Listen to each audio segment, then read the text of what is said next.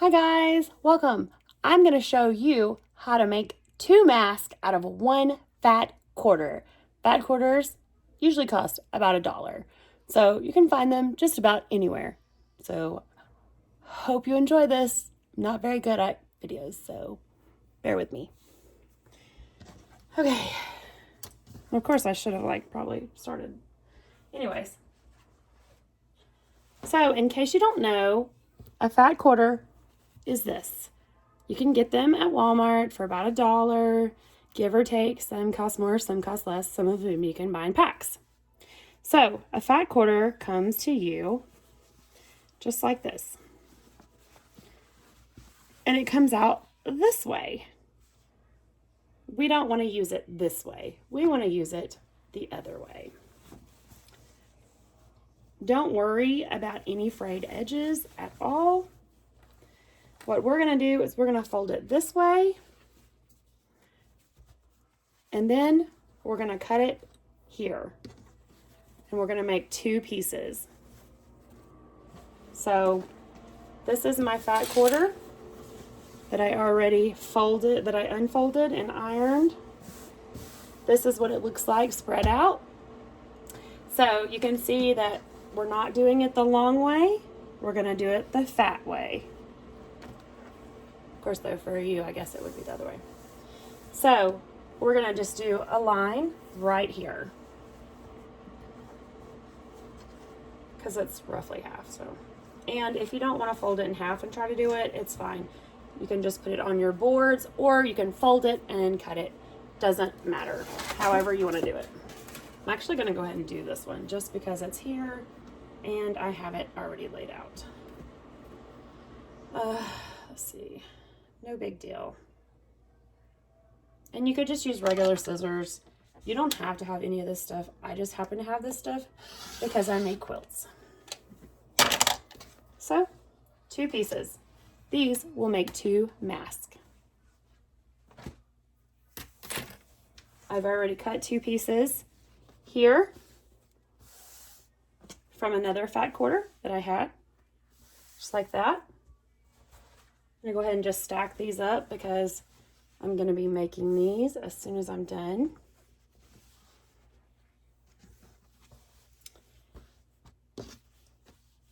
Put these aside.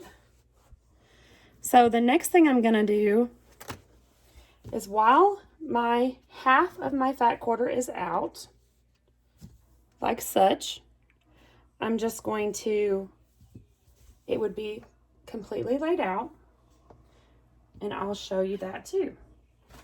Since I need to go ahead and do it anyways, I'll show you how I got to this point. Turn my iron back on.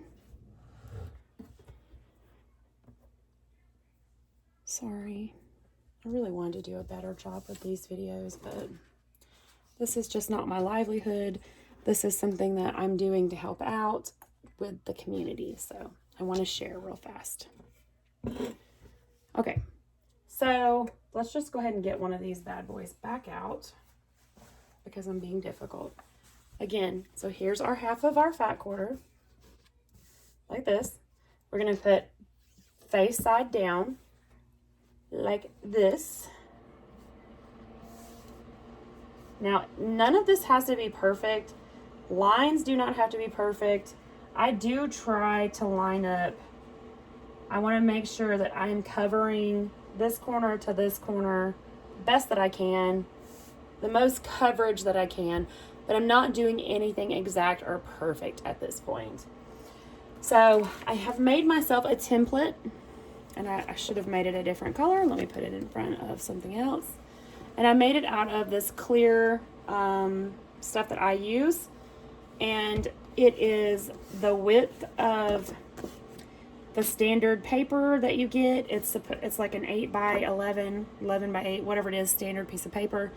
And I simply cut off the long piece, and I made it 7 inches tall. So this is 7 inches in height. The width does not matter. So you can put this anywhere you want to on here, anywhere you want to. I am trying to be more, weird, I guess, and making mine more precise. So I made myself a note that I liked it here at 4. So I put it there. I'm going to fold this over. Okay. And then leave it. And then I'm going to take this, I'm going to fold it over. So now I've got it in my little holder. I mean, you could use a piece of cardboard. You could use anything you wanted to do this, just to have a placeholder in there. And again, it does not have to be perfect. I get a little bit carried away just because I'm not a seamstress. I am, you know, a quilter. So I don't really do much of anything of this kind of magnitude. But so now I have it here. And so I'm going to reach inside and take this out gently. Okay, like that. Take my iron. I'm going to press it. Just like this. Just making sure. I just want to get a nice good crease because I'm going to want that crease. So now I've got that. So now I need to make sure to turn these in because these are going to be important. So I'm just going to fold them just like this, just to make a nice, neat seam there. We are not going to sew that. That would take up too much of my time. However, if you wanted to do that, you certainly could. And then I'm going to do the same thing with this one. I'm going to just fold this under like this. Making sure this line stays back there. All that we're doing is just trying to get rid of any raw edges. And then I'm going to press it. And I'm just going to press this whole thing down. Give it a nice good butt spanking. Okay. So I've already finished this one. This is what it looks like. Same as that one. So then let's move along. After that's done, I have made another template that I'm using. This one is just one that I made that I like. I'm trying to debulk the end, because what happens is you're going to have to be able to fold this over twice. And once that you have these creases in here, it starts to get a little bit bulky. And for someone that doesn't really handle the machine a whole lot, you might not be used to that and it might cause you some issues.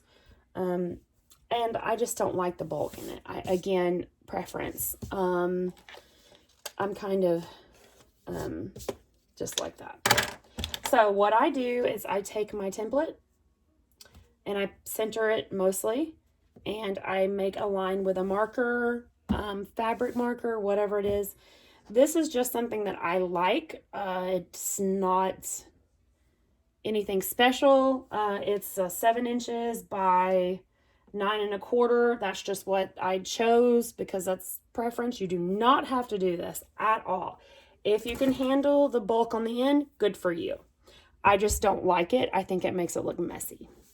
But I went ahead and I just cut in. You can see I cut here, there, there. Just a cutout, okay? So that's what I did there. The next thing I did was I did my pleats. And I'll show you that. So here it is. So it doesn't matter if this is up here or down here. It doesn't matter. I prefer it toward the bottom just because that's more toward the nose and it's a lot heavier up there. So I prefer it be at the bottom of the face. So I'm just going to make a pleat, and I make my pleats maybe probably larger than other people. And you can use pins or clips or whatever it is that you have. And I've even wondered, honestly, if you could use like glue, like fabric glue to do this, but surely I don't really even know. So you can do your pleats however you want to. I mean, I'm kind of, like I said, I'm very weird about it just because it's just different for me, because I'm not, I don't really do apparel. I do blankets, quilts, things like that. And so it's hard for me to let go of tiny details. It's very hard for me to let go of tiny details. So I like for all of my pleats to be the same. So this has definitely been a challenge for me. Okay, so this is fine with me. I don't care that it's really short like this. It doesn't matter, because that just means it's going to bulk out even more. And I know that whenever I start working with it, it's going to turn loose some. And even if the pleats do seem a little bit too close together, I just adjust them back here and the end. And I just like to make it look nice. Again, because that's unnecessary, and you don't have to do that if you're just trying to get this thing cranked out. This is where I run into the problem with, I have so many requests for this stuff and I need to get them cranked out faster, and I get bogged down because I get too caught up in the details, because, you know, that's just an issue I have. So, and then this is an optional step. You don't have to. I choose it. Again, I'm the crazy quilty lady, so I just like to make sure everything is nice and pressed. Okay, so now we're to this point, and this is the flap. I know it looks kind of wonky right there, but the flap is actually hanging out is what it is. And I will show you why this is the way it is too in a minute. So I'm going to set that aside. This one I have already rolled, so I'm going to actually go ahead and do this side now. So this is already pinned. You can actually see on this one where I used the marker to cut out around. It's perfectly fine, does not matter. So I'm going to fold the rough end in as close to the corner as I can without causing myself issues. And sometimes I will go ahead and just use the pins again, just depending on how many issues I'm having with my ruffles. And I really hope that this is recording okay. I'm not a video person like this, so. And then I'm going to give it a nice turn again. And so I love clips so much. They just make my life better. And I like that distance. It's a little bit bigger on this side, so I think I'm gonna do that on this side as well. See, do you see how I get caught up in it? And that's why it takes me longer to make them. But if you are making these yourself, or if you are making these to donate to the hospital, you could really crank this through a lot faster. I just get a little bit caught up in trying to make it perfect, and that's an issue that I'm working on. Got my own issues here, guys. Okay, so far we've cut very little, we've sewn nothing. Okay, so what we're gonna do is we're gonna sew here and we're gonna sew here. So I did not actually do that yet for this video, so you're gonna have to come with me to the sewing machine, which should be interesting because I'm not set up for that. So give me a brief moment and you will get to see. And I apologize because I knew that this was going to happen, because again, I'm not a YouTube star. I don't roll like that. Okay, so let me grab it, and then as soon as I'm done with this, I will show you how to thread it. I'm pretty sure.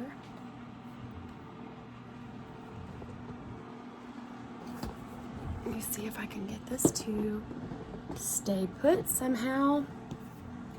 I don't know that I can. Hey, come hold this, please. I'm doing, if you will just hold it there for 2 shakes. Up here. My lovely assistant. Okay, so my machine tends to get hung up, bird's nest, whatever you want to call it, and I cannot figure it out for the life of me how to deal with it. You also could hand sew this, doesn't matter. I just take a scrap piece of whatever and get it going. So I'm gonna run a stitch, just wherever. And I am gonna lock the stitch because remember, we're not using very much stitch, not very much anything really in this. And here's the bulk that I was trying to talk about. It's just really, and I have a walking foot on, and it really does help too.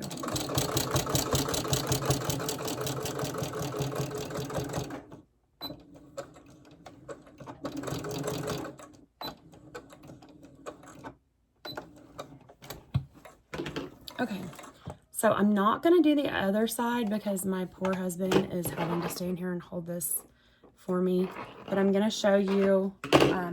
So then what I do is I just take my whatever I'm gonna use. You can use whatever you have around the house or elastic. It goes on, and this will be your mask. And I will bring you back over here so he doesn't have to hold that for me. The finished product is like this. Let me get one off my wall. This is one that I made earlier. Excuse my room. This is my craft room. And it goes on like this. So this is 2 layers thick. It also has your pleats in it. Okay, so you're gonna get good coverage. But also, the reason why it has the pouch, the reason why that was so important is because you open this up and you can add your fabric squares or filters or whatever it is that you're going to choose to use in there. So if once this corona epidemic is over, we can use this for dust mask or home improvement projects or whatever we want to do. So you can also add whatever kind of more fabric in here, felt, anything you want to add to it without having to keep sewing in bulk. So I hope this video helps you, and it was a really simple project. You can also make all of this totally adjustable because it's got a little pocket. We did very little sewing, very little cutting, and I hope that helps you.